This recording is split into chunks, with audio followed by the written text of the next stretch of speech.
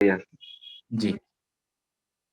देखिए क्या है, शुरू के कुछ लेक्चर्स हमेशा बेसिक पे होने चाहिए ना। बेसिक्स अपने हिसाब से अगर हम समझ आते हैं, ग्रहों के कारक तत्वों को समझ आते हैं। और मैं कुछ वीडियोस जरूर आपको, जितने भी मेरे प्रीवियस लेक्चर्स हुए हैं पुराने स्टूडेंट्स के, है ना, चाहे वो नक्षत्रों तक है, चाहे दशा ट्रांजिट के हैं, चाहे वो बेसिक्स के, मैं वो सब आप लोगों को दूंगा। ठीक है, मैं सब दूंगा आपको। और वो तो रिकॉर्डेड है ही, ताकि आप सुने उनको। और उनमें से भी, क्योंकि जब क्लास होता है ना, जब आदमी बोलने लगता है, तो बहुत सारी चीजें हैं जो वहां छूट गई होंगी, और जो कुछ चीजें यहाँ पर जो होंगी वो नई होंगी। ठीक है, तो आपका डबल आपका फायदा है। और क्या होगा, जब आप क्लास में आएंगे तो आपके पास कुछ बोलने के लिए, कुछ पूछने के लिए रहेगा, कुछ मटेरियल रहेगा। और इस वे में हम बेसिक्स को जल्दी कवर कर लेंगे, तो हमारे लिए आगे रिवीजन के लिए या चार्ट डिस्कशन के लिए टाइम रहेगा। और मोस्टली जो मैं टेक्निक्स बताऊंगा, वो मैं चार्ट्स के थ्रू बताऊंगा, प्रैक्टिकली बताऊंगा कि ऐसा क्यों हो रहा है ना, क्या यहाँ पर यूज हो रहा है, क्यों यूज हो रहा है। ठीक है, जिससे हम ज्यादा समझते हैं। चार्ट्स जब तक आप इंग्लिश में नहीं देखते, चार्ट्स को आप नहीं समझते, चार्ट्स नहीं देखोगे, तो थ्योरी सिर्फ थ्योरी रह जाती है ना, कहानियां सिर्फ कहानी तक रह जाती है, और वो कहीं काम नहीं आएगी। जी सर। तो प्रैक्टिकल ज्योतिष बहुत जरूरी है।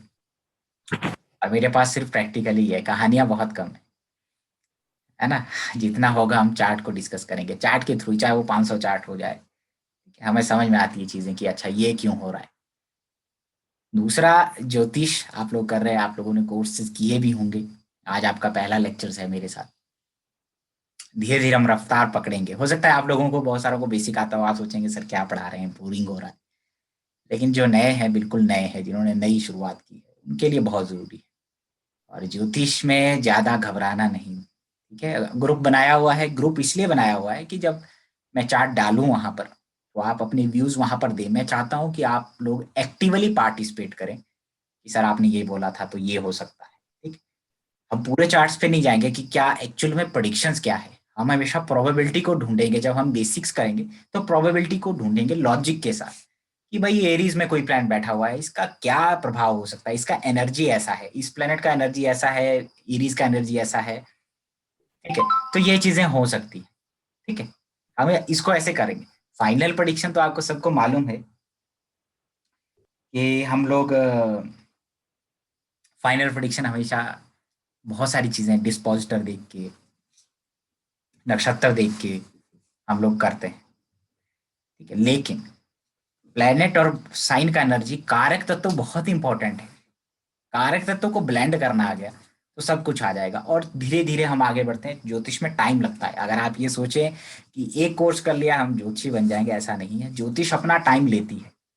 ज्योतिष आपकी 12वें भाव से जुड़ी हुई चीज है। ठीक है, पाइसिस, जो जुपिटर का 12th हाउस है। ठीक है, पाइसिस, वो जो जुपिटर देखिए आकाश तत्व को रिप्रेजेंट करता है, और पाइसिस का कनेक्शन भी बाहर से है, स्पेस से है। तो ज्योतिष जो आता है हमें, जो हमें इंट्यूशंस जो आते हैं, वो हमें वहीं से आता है। जब हम मेडिटेशन करते हैं, जब हम एकांत में जाते हैं, सबसे ज्यादा ज्ञान हमें तभी प्राप्त होता है। ठीक है, और वो अपना टाइम जरूर लेता है। आपके साथ वो एनर्जी को थोड़ा सा बैठाने में, वो आपका सिग्नल जो है, एंटीना जो है, वो सिग्नल पकड़ने में थोड़ा टाइम लेता है चीजों को। ठीक है, तो चलिए हम बात करेंगे आज एरीज की, है ना। एरीज की बात करेंगे, और हम साथ में बात करेंगे आपके फर्स्ट हाउस की। ठीक है, आई होप आपको चार्ट दिख जाएगा। लाइट अभी गई हुई है, लेकिन फिर भी हम कोशिश करेंगे कि आपको दिखाया जाए। बहुत सारी चीजें ऐसी होती हैं लगन को लेकर के, है ना। फर्स्ट हाउस और एरीज, मार्स बहुत इंपॉर्टेंट, सन जो इसमें एग्जॉल्टेड होता है, सेकेंडरी चीज है। ठीक है,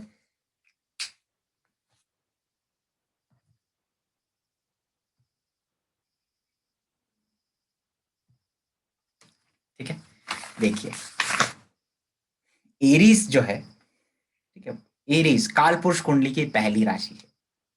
कालपुरुष कुंडली विष्णु जी का शरीर है, आप समझ लीजिए एक तरीके से। ठीक है, तो कालपुरुष कुंडली में 12वां जो पाइसिस साइन है ना, वो विष्णु जी के चरण है। ठीक है, एरीज आपका हेड है। एरीज आपकी शुरुआत, एरीज जो साइन है वो बिगिनिंग, इनिशिएशन को रिप्रेजेंट करता है। ठीक है, तो लगन भी आपकी शुरुआत है। जब आप यहाँ पर पैदा होंगे, जीव जब आप पैदा हुए होंगे, तो आपको सबसे पहले शरीर की प्राप्ति होती है। ठीक है, 12वां भाव क्या है? Confinement, imprisonment. ठीक है, तो आप जब अपनी मदर के वोम में रहते हैं, जब आप माँ की कोंख में रहते हैं, तो आप एक तरीके से एक कन्फाइंड प्लेस में है, आप बंधे हुए हैं, आप वहां पे इम्प्रिजनमेंट में है। ठीक है, जब आप यहाँ पे जन्म लेते हैं तो आप पाइसिस यानी 12वें भाव से निकल के आप फर्स्ट हाउस आपको मिलता है, असेंडेंट। और एरीज भी कालपुरुष कुंडली का असेंडेंट है, शुरुआत है, इनिशिएशन, बिगिनिंग है किसी चीज का। देखो, आपकी सोल है, सोल को शुरुआत करना है, कुछ आत्मा को शुरुआत करना है, तो आपको कोई भी चीज शुरुआत करनी है ना, तो आपको हमेशा फायर का जरूरत होता है। तो एरीज को फायर साइन बोला गया है, फियरी साइन है, अग्नि तत्व की राशि है। ठीक है, सूर्य एग्जॉल्टेड हो जाता है एरीज में, सोल को एक शरीर की प्राप्ति हो जाती है, इसलिए सूर्य जो आत्मा का कारक है वो एरीज में एग्जॉल्टेड हो जाता है। और इसीलिए मंगल देह कारक है। जब आपका मृत्यु होता है तो आपका 12th हाउस यानी कि आपके शरीर का नाश हो जाता है। और आते भी आप वहीं से हैं, 12th हाउस से ही, यहां से यहां पे गए और यहीं से टपकेंगे आप।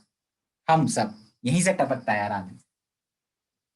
इसलिए एरीज पहला साइन, शुरुआत, बिगनिंग, न्यू बिगनिंग। तो आपकी जिंदगी में जहां पर भी एरीज है, जब कोई भी प्लेनेट जो एरीज में बैठता है, मेष राशि में बैठता है, उसकी एक्टिवेशन में, चाहे वो दशा अंतरदशा हो, चाहे वो भृगु चक्र पद्धति के अनुसार एक्टिव हो, ठीक है, कुछ शुरुआत होता है, एक नई शुरुआत, बिगनिंग होती है। और कोई भी बिगनिंग करने के लिए हमें एक बहुत एनर्जी का जरूरत पड़ता है। ठीक है, एक थर्स्ट का जरूरत पड़ता है। तो सबसे ज्यादा जो फायर है ना, वो एरीज के अंदर ही है। हमें अगर कुछ नया स्टार्ट करना है, हमारा एक नेक्स्ट जर्नी होता है जब हमारा चाइल्ड बर्थ होता है, क्रिएटिविटी, कुछ क्रिएट करना है, तब भी हमें फायर चाहिए। तो लियो, एरीज, लियो, सेजिटेरियस, धर्म त्रिकोण के 3 साइंस हैं, तीनों फायर साइंस है। और तीनों के अंदर फायर का अपना रोल है। एरीज का फायर का रोल है कि शुरुआत, आपके जीवन की शुरुआत। लियो, कालपुरुष कुंडली का 5वीं राशि, यानी कि यहां पर क्रिएटिविटी है, आपका चिल्ड्रन आपका क्रिएटिविटी है, उसके लिए भी फायर की आवश्यकता है। ठीक है, उसके लिए भी फायर की आवश्यकता है। तो लगन, अब हम लगन की बात करें और एरीज की कालपुरुष कुंडली दोनों हम साथ चलें। लगन क्या है? लगना इज योर आइडेंटिटी, आपका स्टेटस, आपका पहचान क्या है, आपका फिजिकल स्ट्रेंथ, आपका फिजिकल स्ट्रक्चर, आपका लगन, आपकी बॉडी उसको रिप्रेजेंट करती है। आप, आपका फॉन्डनेस, किस चीज का शौकीन है आप, आपका इंक्लिनेशन किस तरफ है, असेंडेंट से देखा जाता है। आपकी जिंदगी का life purpose, what is your life purpose, आपको असेंडेंट में बैठे हुए ग्रह और असेंडेंट लॉर्ड की पोजीशन बताते हैं कि आपकी लाइफ का most of the time, most of the area जो इफेक्टेड रहने वाला है, होल लाइफ, वो जहां लग्नेश जाएगा वो बताएगा। ठीक है, जब आप पैदा होते हैं तो एक दशा स्टार्ट होती है। ठीक है, जन्म समय की दशा। जन्म समय की दशा शो करती है कि आप पास्ट लाइफ में क्या कर रहे थे, क्या अधूरा छूट गया, जो आपको इस बर्थ में पूरा करना है। लगन से देखेंगे कि आप कहाँ पैदा हुए। लगन और मून और जुपिटर द जीव कारक, जिस साइन में बैठते हैं, जिस ग्रह के साथ बैठते हैं, लगन को जो ग्रह देखता है, लगन में जो ग्रह बैठता है, वो इंडिकेट करता है कि आपके लगन के समय सराउंडिंग्स में क्या चीजें रही, आप आप आप किस कंडीशन में पैदा हुए। सैटर्न बैठा हुआ है फर्स्ट हाउस में एरीज में, या मेलिफिक्स बैठे हुए सैटर्न एंड राहु। ठीक है, आपका जन्म ऐसी जगह हुआ जो बहुत अंधकारमय जगह, ठीक है, जैसे पुराने टाइम में होता था, बंद कमरा एक छोटा सा, उसके अंदर आप पैदा हुए। हेल्थ इश्यूज डेफिनेटली रहेंगे, क्योंकि स्टेट ऑफ इन्फेंसी, जो आपके बचपना है, बचपन की जो शुरुआत की एजेस है, वो भी लगन से देखी जाती है और मून से, चंद्रमा से देखी जाती है। इसीलिए बोलते हैं कि बालारिष्ट योग। ठीक है। बच्चे के लिए जो दिक्कतें क्रिएट करता है वो मून क्रिएट करता है। मून अगर एफ्लिक्शन में है, चंद्र लगन देखना चाहिए बच्चों के लिए। 12 11 12 साल तक चंद्र लगन देखना चाहिए। और वैसे भी असेंडेंट का जो लगन है और चंद्र लगन बहुत इंपॉर्टेंट हो जाता है। जो चीज आप असेंडेंट से देख रहे हैं, लगन से देख रहे हैं, वही चीज आपको लगन चंद्र कुंडली से भी दिखनी चाहिए। चंद्र कुंडली को कभी अंडर एस्टिमेट मत करिए लाइफ में, जरूर देखिए उसको। भले ही चंद्रमा 2 दिन रहे, 4 दिन रहे एक साइन में, इससे कोई फर्क नहीं पड़ता। आपको चंद्र कुंडली, सूर्य कुंडली और लगन कुंडली तीनों देखना चाहिए। मोस्टली प्रायोरिटी आपकी लगन कुंडली और चंद्र कुंडली को जाना। ठीक है। केंद्र में कौन से ग्रह हैं, जैसे एरीज असेंडेंट में पैदा होगा तो एरीज असेंडेंट वालों के चर लगन हो गया। चर लगन एरीज लगन में आ गया। कैंसर साइन 4th में, लिब्रा 7th में, और 10th आपका कैप्रिकॉर्न। तो जब जो भी ये चारों लगन जब बन जाएंगे तो इनके केंद्र में जो है चर लगन रहता है। चर लगन, चर मतलब चलना, स्थिरता नहीं है, स्टेबिलिटी नहीं है, हमेशा चलता है, हमेशा एडवेंचर, हमेशा एक इंडिपेंडेंटली चलना है। टिकता नहीं है आदमी, टिक नहीं पाता। पेशेंस, पेशेंस नहीं है। एरीज असेंडेंट पेशेंस नहीं है। ठीक है। एरीज लगन में हो, एडवेंचरस बनाएगा, पेशेंस नहीं है आदमी के अंदर, जल्दबाजी में है, क्विकनेस है उसके अंदर। एरीज असेंडेंट में है तो लगना और एरीज साथ में चल रहा है। लग्न क्लासिक बोलता है कि आपकी जो आजीविका है, देखो लाइफ पर्पस कैसे देखते हैं, असेंडेंट का लॉर्ड अगर सेकंड हाउस में बैठ गया, ठीक है, असेंडेंट का लॉर्ड अगर आपका सेकंड में हाउस में बैठ गया तो आपका लाइफ पर्पस क्या होगा।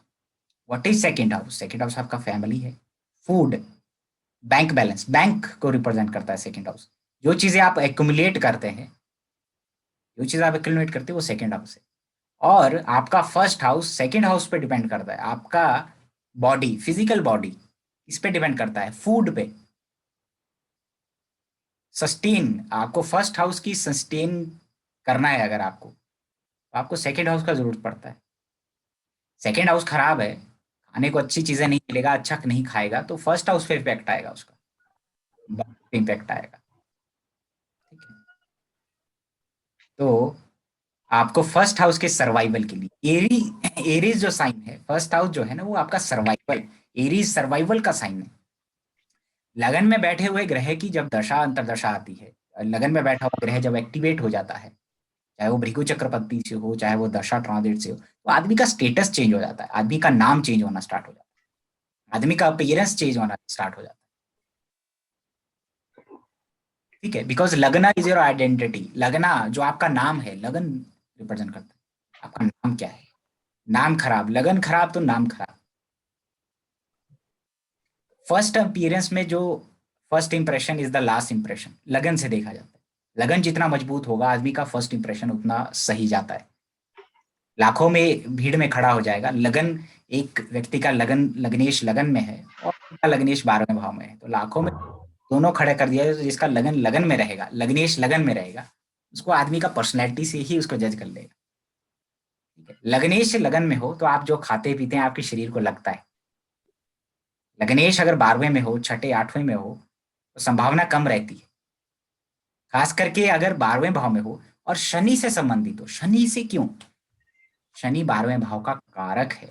जो लोग सबसे ज्यादा इग्नोर करते हैं चीज, इस चीज को इग्नोर करते हैं कि सैटर्न 6 8 12 का कारक है, मंगल भी 6th हाउस का कारक है, 3rd हाउस का कारक है। तो हमें ये चीज याद रखनी होती है।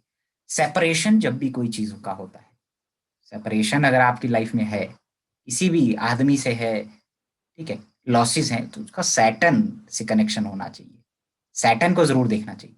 अगर लग्नेश 12वें भाव में हो, लग्नेश अगर 12वें भाव में हो, शनि से संबंधित हो, तो आदमी की लाइफ में संघर्ष ज्यादा है। ठीक है।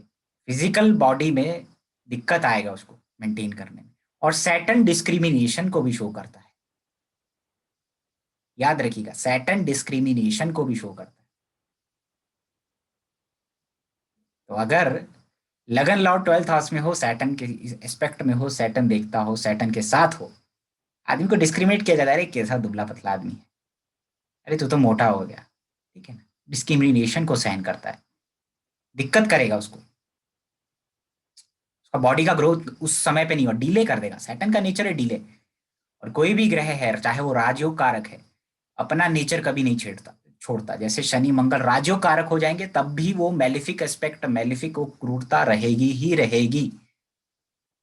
सन एग्जॉल्टेड हो जाता है लगन में, एरीज में, सॉरी, लेकिन सन एग्जॉल्टेड है तब भी वो एक, बुरा तो नहीं कहेंगे हम, लेकिन वो क्रूरता जरूर है उसके अंदर और वो हमेशा रहेगी। वो अपना प्रभाव कभी नहीं छोड़ेगा। तो इस गलतफहमी में कभी नहीं रहना है। लगन लग्नेश अगर मान लीजिए लाइफ पर्पस हम देख रहे हैं, लग्नेश सेकंड हाउस में है, अपनी फैमिली, ठीक है, फैमिली के लिए बहुत कुछ करना है। मान लीजिए अच्छे साइन, देखो अच्छे और बुरे साइन, यानी अपनी मित्र राशि में है, अपनी फैमिली के लिए वो क्या करेगा, अपनी फैमिली, उस फैमिली के अराउंड उसका सारा जीवन घूमेगा। Bank balance, finance, second food. Classic बोलता है कि अगर लग्नेश द्वितीय भाव में हो तो आदमी जो है साधुओं और भिखारियों को खाना खिलाने वाला होता है। सेकेंड हाउस फूड, ठीक है ना। तो अगर आपका लग्नेश सेकंड हाउस में हो तो हो सकता है आदमी को खाना खिलाने का बहुत शौकीन हो, आदमी दूसरों को खाना बना के, हॉस्पिटैलिटी, ठीक है, हॉस्पिटैलिटी में बहुत ज्यादा इंटरेस्ट। लग्नेश अगर सेकंड हाउस में बैठा, उसका सोल पर्पस क्या हो जाएगा, सेकंड हाउस से रिलेटेड जितने भी मैटर्स है उसका लाइफ पर्पस बन जाएगा। किसी का लग्नेश फायर साइन में बैठा हो, मान लीजिए फोर्थ हाउस में, फायर साइन क्या होता है, एरीज, लियो और सेजिटेरियस, उसका जो लाइफ पर्पस है एडवेंचर करना। किस एडवेंचर, यानी फोर्थ हाउस पेट्रियटिज्म होता है ना, fourth house Motherland property, Motherland को भी रिप्रेजेंट करता है, आपका आपका कंट्री। आदमी का लाइफ पर्पस उसके अराउंड घूमेगा। अब लग्नेश फायर साइन में गया है देखो, तो क्या होगा, आदमी के अंदर कुछ नया करने की, आपको कुछ नया एडवेंचरस करना है तो आपको हमेशा फायर साइन का जरूरत पड़ेगा। एरीज, लियो, सेजिटेरियस। फौज में जाना है, आर्मी, एयरफोर्स, आपको फायर साइन का आवश्यकता पड़ेगा, ठीक है। किसी का लग्नेश 12वें भाव में हो, क्या होगा, उसका लाइफ पर्पस क्या है, उसको इस बर्थ में एक्सपेंडिचर्स झेलने हैं, उसको बॉडी, उसका आपकी बॉडी से रिलेटेड हॉस्पिटल्स, आश्रम, ट्वेल्थ हाउस से रिलेटेड फॉरेन, उसका सोल पर्पस, उसका लाइफ का पर्पस जुड़ा हुआ है 12वें भाव से। जहां पर भी आपका लग्न जाता है वो आपका पक्का लगन बन जाता है, वो आपकी लाइफ का सबसे चैलेंजिंग एरिया बन जाता है। आपको सबसे ज्यादा फोकस वहीं जाएगा जहां पर आपका लग्नेश है, जिस साइन में भी है। किसी का वृश्चिक लगन है, मंगल अगर वर्गों में बैठा हुआ है, ठीक है, तो क्या होगा, क्या करेगा वो, sixth house is a sign of disease, dispute, service, ठीक है।